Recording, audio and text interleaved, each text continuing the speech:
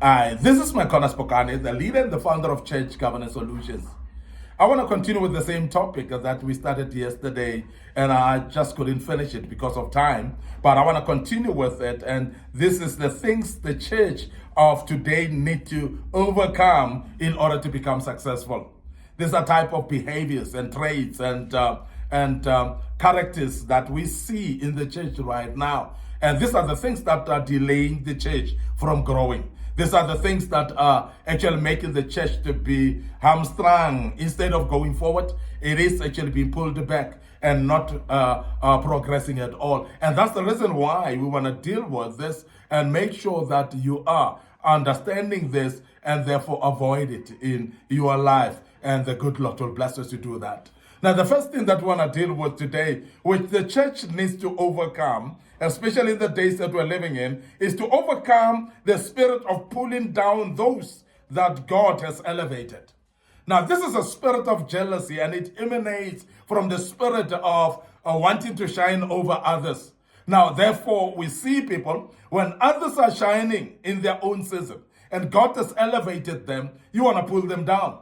And this is a spirit that is full of discrediting others and with an intention of discrediting people. And you are becoming a witch in the sense of you going around actually planning evil against others. You talk bad about them, and because you want to discredit them, you want to pull them down. You want to show that they are not better than you. The very same spirit, as I said, it emanates from the spirit of jealousy. It emanates from the spirit of pompousness from your side, where you want to become the shining light, not others. When others start to shine, you want to dim them. You want to pull them down. And that is the wrong spirit that we have seen. And this spirit, we have seen it in church members that would pull each other down. When somebody seems to be progressing and doing well, they will discourage them. They will actually tell them that you are trying to become smart. You are trying to become the person in the church. So you will be disappointed. So please stop what you're doing. They literally approach you to tell you that you don't need to be doing what you are doing in the church. And sometimes even when you're submitting in the church and committing in the church, there are those that come and discourage others from committing. Now, this spirit is very prevalent in the church of pulling down people. The very same spirit is the same one that makes people drink coffee about other people's names, whereby they invite each other into each other's homes and restaurants and so on, and go and drink coffee just to talk about someone who they think that this person is trying to become smart. And this person is trying to become better. Now, this type of spirit of pulling others down cannot be from God. We have seen the very same spirit that would try to pull those people that actually God is elevating. And we have seen also that ministers of the gospel who are actually running churches, sometimes they would actually feel intimidated by young people that are coming up, young people that God is raising, young people that God is elevating. And therefore, instead of mentoring them, as an elderly person, instead of mentoring them as their pastor, you feel threatened by them. And as a result, instead of giving them platform, we have seen that often it will be to pull them down and to actually even discourage them of what they're doing and therefore pull them down. And never provide as well a platform because as a leader, you are threatened and you think that they will outshine you. Now, this is not the spirit from the Lord as well. And I want to emphasize that this spirit must be overcome as well in our churches. The other thing is to overcome the spirit of running ministry based on circles of friendships while isolating those who are not in the cycle. Now, this is self-limiting. And I know it is happening often whereby ministries will be ran based on friendships, will be ran based on who is my friend and who's not. And as a result, even invitations into churches, people would invite only their friends within, and therefore denying their own church of some minister outside the circle of their friendship who might be needed in your church. You might be overlooking someone who may not be your friend, but yet God has put something that your church needs, that your members need to develop. And therefore, because you're focused on church circles, friends, and so on, your ministry is based on that. And this is very often shown in where people want to exchange pulpits, in the sense of, I want to invite so-and-so that so-and-so can invite me in their church.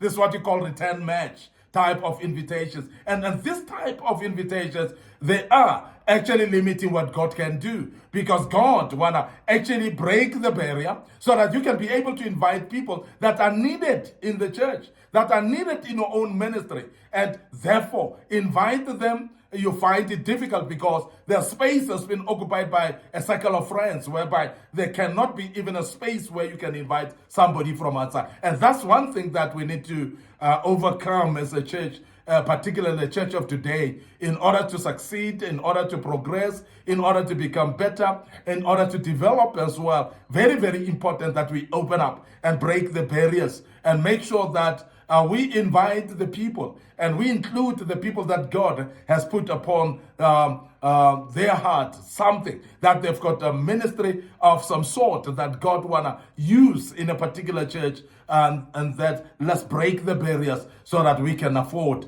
opportunity to our members with those type of ministries. And that is the reason why you will find that some of the ministers, you find that only your circle of friends are only prophets, because you are a prophet as well. Your circle of friends will be only maybe apostles, because you are an apostle. Now, what about the other fivefold ministries? What about evangelists in your church? What about a prophetic ministry that you may need while you are an apostle? What about apostolic ministry while you may need while you are a pastor in your church? So all these type of gifts, God has actually brought them together so that we can all be edified as the church of God. We may all be edified as the kingdom. So this is very, very important that we emphasize that as well. Now, the other thing that we need to overcome as the church is to overcome the spirit of compromise and be ready to stand for the truth, even if you are alone in standing for the truth, to deal with the spirit of compromise. And we have seen in the days of today, whereby the church of God is compromising a lot. We're basically trying to impress people in this world more than actually impressing God. And that's the reason why many people will compromise for the sake of invitations. And I've seen Pentecostal evangelists who are invited in mainline churches that are not believing in salvation, but yet don't call an altar call. I've seen ministers on political platforms where they're invited. There's a president there, there are ministers there, and you are afraid to actually speak about Jesus because you have heard the government say, we don't want to choose the religions. The fact that they've invited you as a man of God, a woman of God, so please preach the gospel. Don't compromise just because you're in front of the president. Don't compromise the word because you're in front of ministers. Stick to the truth of the gospel, and God will help the people to be convicted and to receive Him as a personal Savior in the very same platform. Don't compromise because this is all of a sudden a big stage. This is all of a sudden a platform that you think that it will jeopardize invitations again in the future. So please don't be afraid. Go head on and minister about Jesus as Lord and Savior. And God, through His Spirit, He will touch the lives of the people. Let's not compromise. There are times when we also compromise by allowing people that are not even living right on our platforms. People that are actually living lives that are not godly, but yet they are in the forefront, whether they're worship leaders or we have involved them in our churches just because of the positions that they have maybe in the community. We have seen whereby politicians have actually been put in front to become elders and board members, and even those that are not born again in churches that believe in being born again. And that's total compromise. And we need to be aware of that and therefore deal with that spirit of compromise in the church of today right now. The other thing that we need to deal with is to overcome the spirit of laziness as ministry demands hard work. And I want to emphasize that the ministry demands hard work, so the spirit of laziness has got no place in the church of God. So therefore, we need to be careful not to become lazy. We need to rise up and become active with the work of God in order to progress. Because we want to be successful, we want to progress, therefore we need to work hard because ministry demands hard workers. Now, we cannot be lazy and expect the ministry to be progressing.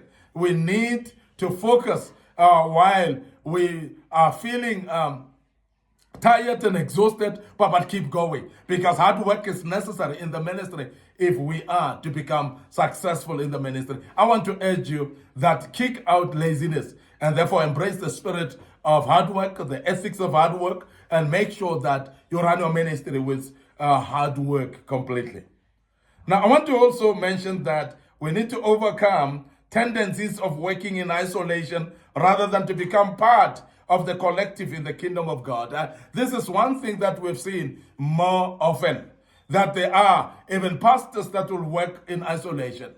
They don't fellowship with others. They don't attend other people's conferences and services. They don't support anyone. They don't work in collaboration with anyone. We know ministers like that. But also you find this in churches with church members as well, who want to be isolated by themselves. They want to work at the corner of themselves and not going to be working with others together. Now that actually hamstrung the church progress. It actually delays the progress of the church when we start to isolate ourselves. And I want to urge you that we need people and people need us. So therefore, because of that, we need to emphasize the fact that you need to open up and be ready to collaborate with other people in the work of God. If you are to be successful, we need collaboration and to work together as children of the living God in the kingdom. I want to end up here today. Your host, Mike Connor Spokane. We are leaders and founders of Church Governance Solutions. What we do is we restore godly order in the house of the orderly God. And before we check out today, we want to draw your attention to our TikTok account, which is under Mike Connor Spokane. So please like that page. Make sure that you follow us on the Facebook page, Church Governance Solutions. As well, please like the page, follow the page, click notification button. My Facebook page, personal one, is Mike Connor Spokane. I do post these videos there as well, and I believe that God will help you as you continue following us there under Mike Connor Spokane. And please click notification buttons. Don't forget our YouTube channel as well, which we urge you to subscribe to. It is under Young Men Empowerment Forum. We have posted a lot of materials on our YouTube channel. If you subscribe, you will get more useful materials right there that the good Lord will touch and help you with. And I believe that you will never be the same. Your church shall never be the same either, because God will lead us to help us also to overcome such spirits that are delaying the church. And we will do overcome those spirits. And I want to check out right here. Your host, Mike Connor Spokane, the leader and the founder of Church Governance Solutions. Allow me to say cheers for now.